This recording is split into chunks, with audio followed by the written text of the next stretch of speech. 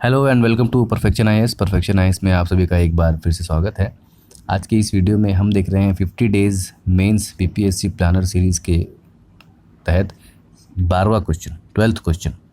इस क्वेश्चन के मॉडल आंसर्स पर हम चर्चा करेंगे और इसका पीडीएफ, इस आंसर का पीडीएफ आपको हमारे टेलीग्राम चैनल पर उपलब्ध हो जाएगा।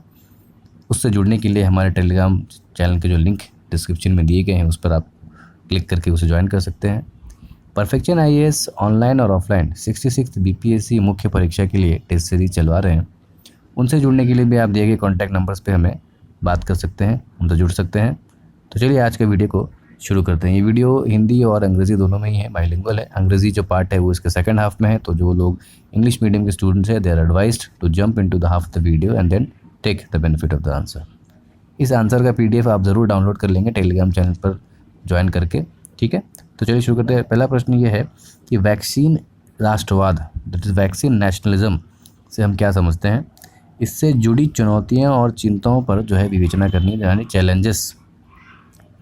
परीक्षण करें कि कैसे भारत की वैक्सीन कूटनीति वैश्विक कल्याण के साथ साथ भारत के हित में है।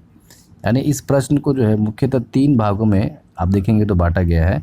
और इसको अगर आप ऐसे समझें तो कि राष्ट्रवाद, यानी कि पहले आपको बताना है कि वैक्सीन राष्ट्रवाद को आपको डिफाइन कर देना और उसके कुछ उदाहरण आपको देने हैं।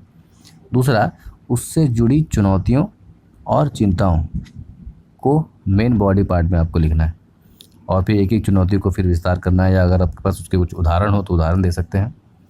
परीक्षण करना है, यानी कि भारत की जो वैक्सीन कूटनीति है जिसको कहते हैं वैक्सीन डिप्लोमेसी, जो India as a soft power काम करता है, तो वो वर्ल्ड ग्लोबल हेल्थ में और इवन इंडिया के वैश्विक आउटरीच में कितना ज़्यादा सक्षम है। एक प्रश्न के 3 बेसिक पार्ट हैं और कंक्लूजन जो होगा वो इंडिया की वैक्सीन पॉलिसी के ऊपर होगा, ठीक है। और इंट्रोडक्शन जो होगा वो वैक्सीन नेशनलिज्म की तरफ होगा और बॉडी जो होगी उसकी चैलेंजेस और भारत ने क्या क्या कदम उठाए, यानी कि भारत की वैक्सीन डिप्लोमेसी क्या है उस पर होगा।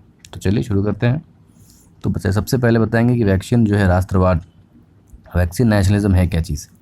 जब कोई देश अपने नागरिकों या निवासियों को कम्प्लीटली वैक्सीनेट कर देता है, वैक्सीन लगवा देता है, उसके पास जब स्टॉक बच जाती है तो वो अन्य देशों की मदद करने के बजाय, अन्य देशों में निर्यात करने के बजाय उसका मार्केटाइजेशन कर देता है, कमर्शियलाइजेशन कर देता है और उसको अपने बेनिफिट की तरह यूज़ करता है, या फिर उसकी स्टोरेज को बढ़ा देता है केवल इस तक्ष में कि उस देश के लोग या उस राष्ट्र के लोगों को ही वैक्सीन की उपलब्धता मिलेगी या उस राष्ट्र के लोगों की वैश्विक लेवल पर पहली प्राथमिकता होगी, उसे हम वैक्सीन नेशनलिज्म कहते हैं। और इसके उदाहरण अगर हम दे सकते हैं तो जब H1N1 स्वाइन फ्लू वाला केस हुआ था तो ऑस्ट्रेलिया ने किस तरह से निर्यात को अवरुद्ध कर दिया था। अभी हाल ही में देखेंगे कि संयुक्त राज्य अमेरिका ने भी वैक्सीन देने से पहले या वैक्सीन बांटने से पहले कहा था कि अमेरिकन फर्स्ट। तो डोनाल्ड ट्रंप का भी वही नारा था, जो बाइडेन का भी वही नारा था कि अमेरिकन हो या कोई भी देश हो वो पहले अपने देश के लोगों के लिए काम करते हैं, बजाय उसके कि भारत ने वैक्सीन बनाते ही दूसरे देशों में भी एज अ गोल्डन जेस्चर या एज अ कॉम्प्लीमेंट्री जेस्चर दिया। बाद में इसका विरोध भी हुआ कि भारत के लोगों को देने के बजाय आपने बाहर क्यों दिए। तो ये दोनों तरीके से बात होती है, क्या अपने देश के लिए आप केवल काम कर सकते हैं या वैश्विक लेवल पर भी आप काम कर सकते हैं। तो इस पर ये विचार का विषय है कि विदेश नीति या किसी देश की नीति किस तरह से है, ठीक है। 4 करोड़ के आसपास वैक्सीन हमने बाहर एक्सपोर्ट किए हैं अभी तक, कुछ डेटा में उसके आगे पीछे हो सकते हैं। तो यहाँ भी प्रश्न ये भी उठता है कि क्या बाहर देने की ज़रूरत थी या भारत के लोगों को पहले लगाने की ज़रूरत थी। तो इस तरह की चीज़ें जो है वो राष्ट्र नीति में, खास करके विदेश नीति में डोमेस्टिक पॉलिसी और फॉरेन पॉलिसी को मेंटेन करके चलना होता है। और वहीं कहीं ना कहीं जो है जो देश वैक्सीनेट करने के बाद भी उसको एज अ स्टोरेज मेथड या पहले ही, यानी कि अपने स्वार्थवश, खास करके देखेंगे यूएसए हो गया, ब्रिटेन, यूरोपियन यूनियन, जापान ने पहले ही वैक्सीन के डेवलप होने से पहले ही $10 अरब की प्री बुकिंग करा के रखी थी। तो आप ये समझिए कि प्री बुकिंग ये अपने स्टॉक के पास, जैसे अभी भी यूएसए के पास 4-5 करोड़ वैक्सीन एक्स्ट्रा स्टॉक में पड़ा हुआ है। तो ये सारी चीज़ें जो हैं वो वैक्सीन राष्ट्रवाद के उदाहरण होते हैं। अब इसकी चुनौतियाँ क्या हैं, तो जाहिर सी बात है सबसे बड़ा तो ये मानवता के विरुद्ध है, so it is against humanity.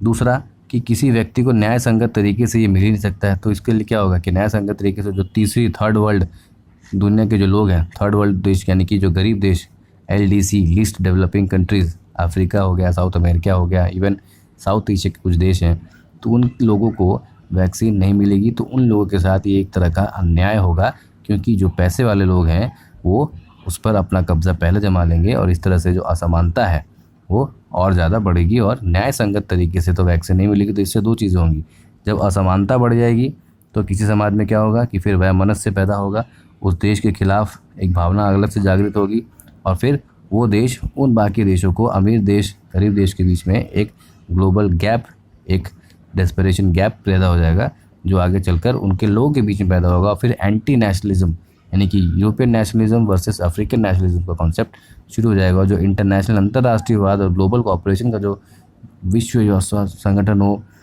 United Nations का जो संगठन हो, अंतर्राष्ट्रीय संयुक्त राष्ट्र का, वो सारा का सारा गोल शैटर हो सकता है। अब उसके बाद अगर किसी भी एक जगह पर किसी भी एक समूह के लोगों को वैक्सीन या दवा नहीं मिलती है तो जाहिर सी बात है कि वो लोग बीमारी के खतरे से रही रहेंगे और उन जगहों पर जाकर बीमारी अपना रूप बदल भी सकती है। जैसे जैसे आप देख रहे हैं कि नए नए वेरिएंट्स आ रहे हैं, उस तरह से अगर कोई सेक्शन ऑफ सोसाइटी या कुछ देश अगर इससे छूटे रह गए तो वहाँ तो महामारी बढ़ेगी ही और वहाँ वो बीमारी अपने आप से और म्यूटेट कर सकती है और नया वेरिएंट ला सकती है, तो कल को फिर उन देशों के लिए ही खतरा होगा।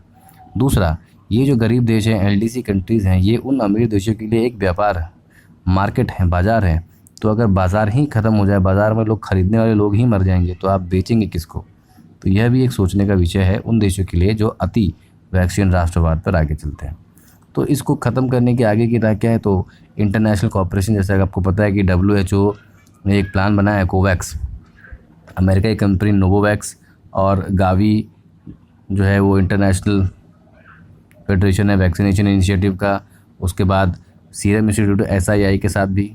तो इस तरह से लेकर एक नोवोवैक्स कोवोवैक्स प्रोग्राम बनाया गया है कि सारे दुनिया को हम वैक्सीनेट करेंगे, खास करके अफ्रीका और साउथ अमेरिका। लेकिन क्योंकि जो कंपनियां वैक्सीन बना रही उनके पहले 10 अरब डॉलर के तो ऑलरेडी प्री बुकिंग हो चुकी है, तो इसके लिए वैक्सीन देना अभी खास करके ये किसी आगे की राह में दिख नहीं रहा है। ये वैश्विक सहयोग कहने की तो अच्छी बात है, लेकिन ये अभी नियर फ्यूचर में खास करके 2021 के अंत तक तो इसमें कोई संभावना नज़र नहीं आ रही। ठीक है, टीकाकरण को प्राथमिकता देना, खास करके जो आधार पर कि वैक्सीन जो आवंटित की जाए तो ये देखना कि पहले सबको सिंगल फेज़ अवेलेबल हो जाए, फिर डबल फेज़। तो जो वैक्सीन सिक्योरिटी के बजाय वैक्सीन प्रोमलगेशन जितने ज़्यादा व्यक्तियों को मिल सके, बजाय इसके कि स्टोर करके रखे कि कल को वापस ज़रूरत पड़े, इससे अच्छा है कि कंप्लीट ग्लोबल डिस्ट्रीब्यूशन पर जोर देना होता है। ठीक है, advanced market commitment model AMC model के पहले से कमिट करके वो कंपनियां भी इस हिसाब से ही कमिटमेंट ले, इस हिसाब से भी ऑर्डर ले कि जितनी उस देशों को ज़रूरत है। ब्लैक मार्केटिंग होर्डिंग वो खुद ना करने दें। ठीक है, तो अलग अलग जो वैक्सीन उत्पादक संघ है या कंपनियां हैं वो खुद अपने आप में एक जनरल कंसेंसस बनाए कि हमको पूरे विश्व को वैक्सीनेट करना है, क्योंकि यह बिज़नेस नहीं है, दिस इज़ अ ह्यूमैनिटी। और जब मानवता को बचाना है तो हम इस तरह की किसी देश को एक्स्ट्रा ज़रूरत से ज़्यादा होर्डिंग करने देंगे नहीं, या किसी देश को एक अनफेयर ट्रीटमेंट नहीं देंगे, ग्लोबल ट्रीटमेंट दी जाएगी। अब उन कदमों के अतिरिक्त जो भारत ने जो वैक्सीन कूटनीति, इसको वैक्सीन डिप्लोमेसी, ये क्या था? तो ये था कि हमने जो वैक्सीन बनाई, खासकर कोवैक्सीन हो या कोविशील्ड हो, उसका अपने साथ साथ जो कुछ नेबरहुड पॉलिसी जो हमारे गुजराल डॉक्ट्रिन के पास है कि जो है नेबरहुड फर्स्ट, ठीक है, पड़ोसी पहली जो नीति होती है, उसके तहत बांग्लादेश हो, मालदीव्स हो, म्यांमार हो, ठीक है, सेशेल्स हो, ऐसे बहुत, गयाना हो, एंटीगुआ हो, ऐसे देशों को हमने वैक्सीन्स जो है वो कहीं कहीं पे फ्री में एज अ ग्रांट दी, कहीं कहीं पे बेच कर दिया, सेल दिया। तो इस तरह से हमने सबके लिए काम किया जो वैक्सीन हमने बनाई, और इसीलिए भारत की जो है उसमें सॉफ्ट पावर भूटान, मालदीव को अनुदान और उपहार में दिया, बांग्लादेश, म्यांमार जैसे प्रदेशों को वैक्सीन की आपूर्ति करा रहे हैं, और भी अफ्रीकी देशों को दिया, जिससे हमारा एक ग्लोबल गुडविल, इससे पहले भी हाइड्रोक्सी क्लोरोक्विन भी हमने दिया था। तो भारत के लिए जो अंतर्राष्ट्रीय एक अच्छी भावना है, गुडविल जेस्चर जो है उसको बनाए रखा, ताकि जो ये लोग जो भारत की सरकार को खास करके राष्ट्रवादी और हिंदू राष्ट्रवादी सरकारें बताते हैं, तो उन राष्ट्रवादी सरकारों ने एक अंतर्राष्ट्रीय कदम उठाया और जो अपने आप को पूरे जगत में, पूरे विश्व में मानव अधिकार के मुखिया समझते हैं और इंटरनेशनलिज्म के मुखिया समझते हैं, उन्होंने आगे चलकर ये चीज़ें नहीं की, और इसीलिए आप देख सकते हैं कि आगे चलकर इसको वैक्सीन राष्ट्रवाद का नाम दिया जाता है। ठीक है,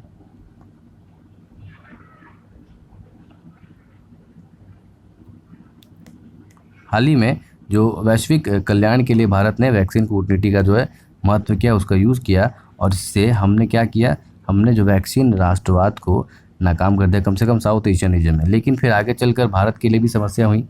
जो ये पहला जो बात हम कर रहे हैं, ये पहले फेज़ में अर्ली मार्च और अप्रैल की बात है, लेकिन जब मई में या मिड अप्रैल में जब हमें ज़रूरत पड़ी तो फिर यहाँ भी देखना पड़ा। तो इसके लिए कहीं भारत सरकार की काफ़ी आलोचना भी हुई, विदेशियों ने भी की और प्रमुख विपक्षी दलों ने भी की कि भाई आपने पहले अपने लोगों के लिए इंश्योरिटी क्यों नहीं की। तो यहाँ जो है विदेश नीति में हमेशा घरेलू नीति को छोड़कर अगर आप विदेश नीति पर ज़्यादा फोकस करेंगे तो कभी कभी इसका जो है वो नेगेटिव इम्पैक्ट भी होता है, उसको भी आपको इसमें लिखना ज़रूर है। ठीक है, वैश्विक सहयोग की सुविधा को प्रदान किया गया। ठीक है, तो भारत की सीरम इंस्टीट्यूट ने जो है कोवैक्स योजना में भी जुड़ा है, और हम WHO के साथ जुड़कर और भी ग्लोबल वैक्सीनेशन करना भी चाहते हैं। अब भारत के लिए इसके लाभ यही है कि सॉफ्ट पावर बनेगा, गुडविल जेस्टर होगा, जो चाइनीज़ इन्फ्लुएशन है वो ख़त्म होगा, यूरोपियन देश के साथ हम अच्छी डील कर सकते हैं, हमारी कंपनियों को बड़ा मार्केट मिलेगा, हमारी कंपनी को प्रॉफिट भी मिल सकता है और ग्लोबल एक्सपोजर भी मिलेगा। पश्चिमी देश की तुलना में भारत को बढ़त होगी, अफ्रीका और LDC जैसे कंट्रीज़ में हमारा गुडविल बनेगा, तो आगे चलकर उसमें व्यापार हो सकता है। भारत वैसे भी पूरी दुनिया की जो है वो फार्मास्यूटिकल कंपनी का हब बना है, और हम इतनी सारी वैक्सीन अगर बनाएंगे तो कल को हम वैक्सीन डेवलपमेंट में भी अग्रणी हो जाएंगे। तो स्पेस टेक्नोलॉजी हो, फार्मास्यूटिकल हो, वैक्सीन टेक्नोलॉजी हो, इस तरह का डेवलपमेंट होगा तो भारत के लिए आर्थिक और आगे चलकर और भी कोई ऐसी बीमारी हो तो हमारे पास डेटा रिसर्च अवेलेबिलिटी रहेगी, तो हमें किसी के आगे झुकने की ज़रूरत नहीं होगी, किसी के मांगने की ज़रूरत नहीं पड़ेगी। ठीक है, तो भारत जो है अगला स्वास्थ्य सुपर पावर बनने की राह पर आगे चल सकता है, अर्थव्यवस्था को पुनर्जीवित कर सकता है। कि वैक्सीन प्रोग्राम जब WHO के तहत हम देंगे, कुछ अनुदान भी देंगे, तो भी वैश्विक रूप से अगर हम इतने ग्लोबल बनाने में सक्षम होंगे तो हमारे आर्थिक वृद्धि भी हो सकती है। ठीक है, और भारत जो है वो ग्लोबल सप्लाई चेन का एक हिस्सा बन सकता है, चीन को रिप्लेस करके। ये हमारी बेसिक चीज़ें हैं। तो वैक्सीन जो है वो आधुनिक चिकित्सा प्रणाली में एक आप कह सकते हैं कि ये नए इनोवेशन की तरह आया है, संजीवनी बूटी की तरह आया है, और इसका उपयोग हर देश अपने अपने हिसाब से कर रहे हैं। भारत को भी इसका उपयोग करना चाहिए, लेकिन कंक्लूजन ये है कि पहले अपने लोगों की, भारत की अपनी खुद की जनसंख्या इतनी है कि 130 करोड़ को अगर आप 2 वैक्सीन यानी कम से कम 260, 200, 250 करोड़ के आसपास वैक्सीन तो आपको स्वयं चाहिए। सारी दुनिया भी बना कर अगर देगी तो इस वैक्सीन को हम नहीं दे पाएंगे। और इसीलिए ग्लोबल डिप्लोमेसी तो अच्छी बात है, फॉरेन पॉलिसी, विदेश नीति अच्छी बात है, लेकिन पहले हमें अपनी ज़रूरतों को पूरा करना चाहिए। उसके बाद अलग देशों से वैक्सीन राष्ट्रवाद की तरह हम इसका संचय नहीं करें, इसका मार्केटाइजेशन नहीं करें, इसका बाजारीकरण ना करें, फिर हम ग्लोबल लेवल पर इसे बांट सकते हैं या फिर एक वैश्विक भूमिका निभा सकते हैं। लेकिन पहले अपने लोगों का ध्यान देना अति आवश्यक है, क्योंकि फॉरेन पॉलिसी डोमेस्टिक पॉलिसी से ऊपर नहीं हो सकती, क्योंकि जब देश ही नहीं रहेगा तो फॉरेन पॉलिसी कहाँ से देगी। इस तरह से आप इसको कंक्लूड कर सकते हैं। आपकी जो विचारधारा हो उसके हिसाब से कंक्लूजन दे सकते हैं। कंक्लूजन जो है वो डिपेंड करता है कि आपके वे ऑफ माइंड और थिंकिंग क्या है। अब इसका इंग्लिश वर्जन देख लेते हैं। What do you understand by vaccine nationalism? Discuss the challenges and concerns associated with it. Discuss how India's vaccine diplomacy is in the interest of the global good as well as in the interest of India. So the question has been bifurcated or rather trifurcated in 3 basic parts. First, you have to define what is vaccine nationalism. So you have to define it in a direct manner. Second, what are the challenges and concerns? So in the body part will include the main challenges and concerns, and then you can highlight the major ones, and then you can give certain examples about that. Then relating to the vaccine diplomacy, that is the foreign policy with related to the India soft power and vaccine distribution, granting in aid, helping with the technology, medical assistance, etc. will be in the again second body part. And then we'll have to conclude by saying what are the interest, how India is going to be interest, or what are the India's interest, and how a global goodwill is the interest of India. Now here there are 2 things can be written. One can be a conservative perspective that you cannot support the vaccine distribution on the behalf of the national people distribution. So first there can be an approach that people of Indian origin or Indian people, Indian citizens should be vaccinated first completely, and then there will be another attempt or approach to save it or distribute it to the world. So that is a conservative approach, and the international approach or the global approach is we should do it one by one. We should also take care of the least developing LDC countries and our neighborhood first policy and etc. So that depends on your way of mind and bent of thinking. Both the conclusions will be correct, but you have to just balance it. Okay, and that is why you will have to easily check it and balance it. So we'll define: when a country manages to secure doses of vaccine for its own citizens, residents, and prioritize its domestic market before they are made available in the other country. That is, when a country has made or procured a vaccine and it has already given the vaccine to its people or citizens, and then after having such a stock, they are not actually distributing it to the people, rather they are making it a marketization or taking it a domestic market. They are marketizing the whole concept, and that is known as the vaccine nationalism, or rather they are storing it for the future need. That is, only particular national or particular countryman will be able to get vaccine, will not export it, will not help others. That aggressive feeling is vaccine nationalism. And the examples can be seen by the H1N1 incident, where Australia, the first country, will come up with the block of the export of this H1N1 vaccines. Similarly, USA, UK, Japan, actually when the vaccine formula was discovered, then only they purchased $10 billion and they made all the advance booking, and that is why there is a concern. And what are the concerns? So it is, first is a crime against humanity. Of course, the rich people will get all the vaccine, they will rather have a store. So recently you might have heard in the news that USA is actually having a 4 crore stock doses of those vaccines, and where in other countries like South Asian countries people are dying, and that is why this is a crime against humanity. Second, it is harmful and equitable to access the vaccine. So people will not be equitable access, and that will further increase the inequality. And when this inequality will increase, there will rise the national tensions and the tension between countries and the regions, which is not going to be a global good. Depend of the risk of the pandemic: if certain part or certain area or certain section of the world is not getting vaccinated, the pandemic or the disease will reach there, and there is a higher possibility of the virus or the infections to mutate in that particular region, and then a new variant will come, and this another way or how. So it is any way or by any other means, if a new variant is been created, it is going to affect everybody. So it is also a kind of a health risk if a complete or gradual vaccination is not been done. So what is the way forward? Way forward is a global coordination, and the example can be given that WHO vaxed Covovax program, where Novavax of USA, Global Fund, Gavi, CEPI, along with Serum Institute of India, are actually developing vaccines for the least developed countries of the Africa and South America and South Asia. But this program is under the skeptical nature. Why? Because the all of the bookings up to $10 billion actually been booked by these countries. So there is no further decrement, and there is no further doses to be given in this initiative, and that is why it is only a deal on the paper. Nothing is actually happening in that. Priorities the vaccination. So vaccination should be prioritized. The vaccine must be allocated on the basis of the best evidence of what the spot the transmission. And the people or the areas which are most affected should be vaccinated first, especially the urban areas, the high density areas, rather than vaccinating the remote areas and people who actually do not need it. So it should also be a priority based vaccination. Advanced market commitment should be done. So all these donors to make a commitment to subsidize the purchase of the vaccine. No excess profit making. Okay, sharing of the intellectual property rights, so that other companies can also develop, and the development and the production, the manufacturing should increase. And then we'll talk about the vaccine diplomacy. What is vaccine diplomacy? Diplomacy is a Indian concept where India has actually given or recently or given the vaccines to the neighboring countries based on the Gujarat doctrine of neighborhood first.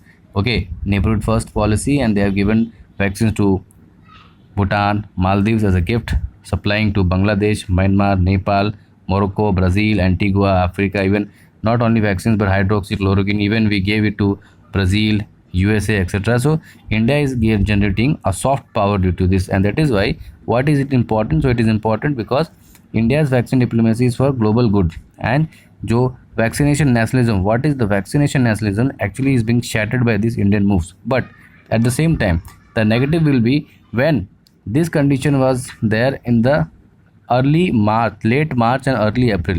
But after the April, when the cases in India started rising, Indian people started demanding vaccines. So there was lack of vaccine in India also. So you have to make a balance between the global distribution as well as the personal consumption, and that is why the current NDA government is being criticized for that you sold or you generated or you gifted the vaccine to the other country, and but you did not keep it for our people, and it is why people are actually finding it very difficult to get vaccinated, and the pace of vaccination is very slow. Is not due to the efficiency but due to the lack of vaccine availability. So this is also a negative point of that. Facilitating the global cooperation. So India had actually facilitated the global cooperation. In Serum Institute of India has been part of it. Even the Bharat Biotech is also applying to be the part of COVAX program. And the advantage is, of course, creating the soft power India, making goodwill. We can counter the China's effect. We can become an alternative supply chain, leverage on the Western countries to become a global health superpower. Our pharmaceutical industry is actually doing well. And if our vaccination companies will be doing well, we will become a global health superpower, because Indian medical doctors or medical infrastructure is not that good, but the medical service is very good, and the concept of medical tourism has also been devised. At least in South Asia, the cheapest medical service is available in India, and it is the best of all care. Indian doctors are like the world renowned doctors in every other countries. Indian nurses are very good, so why cannot we use in the making the India a next health superpower? We can revive our economy. Supplying those vaccines to the other country will lead to a greater economic revival of those companies, which will in turn will lead the economy of the country in the hard COVID-19 pandemic crisis time, and India will become a global supply chain. So vaccines are nothing but a single most powerful health intervention developed during this era, and we should not be. The universal, equitable, affordable supply should be assured. It should be seen that equality to be maintained, priority based vaccination should be done, global generation and no profit making to be encouraged, rather than to distribute and to manage or antagonize the whole vaccination program, which is against the human nature, and the humanitarian crisis will lead on. This is all for today's video. We'll see you in the next question. Till then, stay home, stay safe, take care.